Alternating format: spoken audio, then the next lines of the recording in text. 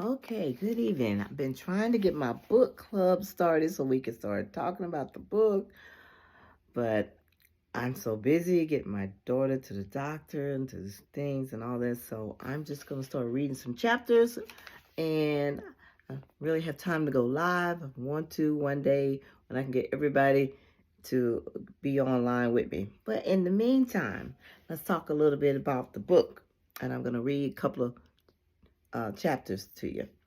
And remember, this book is called You're Late Again, Lord. And it's about the impatient woman guide to God's timing, which could be anybody's time to God's timing. So this chapter is talking about, He talks to me. As God and I had our talk today, I felt empty and alone. I had been waiting for a long time, trying to be patient as I knew how and looking for reasons in my delays. I felt powerless. I couldn't do anything to change my life, and God wouldn't do anything to change it. Of course, I was wrong again. God would do anything. I was wrong again and again. God would do anything I need, but I had to know how to ask and how to listen. I had to know how to wait for Him to go to Him first, not last. He who belongs to God hears what God says.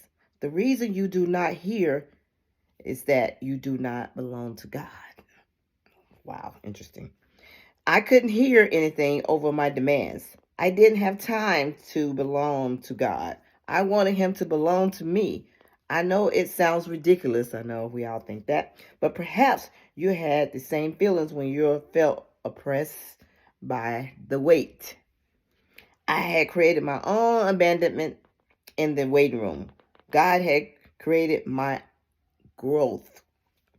Was it not me who complained endless about God while waiting to see where I needed to make some changes of my own? Was it not me who demanded that heaven and earth operate on my timetable? As I were as if I was in charge and could order God Himself around. Was it not me who stood in the way of what I desperately wanted, understanding and answers a kinship with God that did not falter? My goodness, my bullheadedness must have tried. God's patient on more than one occasion. Forever and comforter, though, the Lord is merciful, gracious, slow to anger, and abounding in mercy. I wonder how many times He was amused at my ranting, my fruitlessness, my egotisticness, raving for action now. That's what I was doing. Please, Lord, please. How many times have we did that? Please, Lord, please. Still, there He was when I asked again, explaining my work to me again, trying to help me see what was plainly there. The lesson was about waiting. All right, but waiting with purpose. Wait on me, and you shall mount up and run and not walk. He said, but in my haste and misguided effort, I only tripped. I wanted answers, no strings attached. God said, okay, you'll get answers, but I need you to work while you wait for them and to ask the right questions. Not good enough, I said. I was willing to listen as long as God would say what I wanted to hear. Yeah.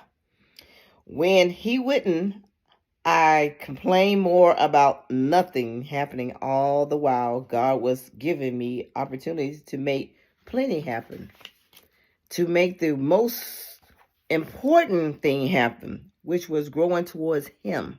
And yet I resisted. My preoccupied with my weight in my life, overshadowing my own needs and weakness that I couldn't see. I believe that God thought it was time I finally addressed them because He knew how they were destroying me from within. My frustration with the waiting time was only the outward sign. He provided the opportunity to grow closer to Him within the wait that destined so. That I destined so. If the Lord thought I was finally ready to listen and learn, He was right. If necessary is the mother of the invention, then desperation is surely the mother of decision. I made my choice that day. I was ready to learn those lessons He had for me to learn. The art of waiting purposely, of working on His timeline. I had no idea how long the lesson would take. The fact is that they continue today, and I accept that. My soul longs for you like a thirsty land.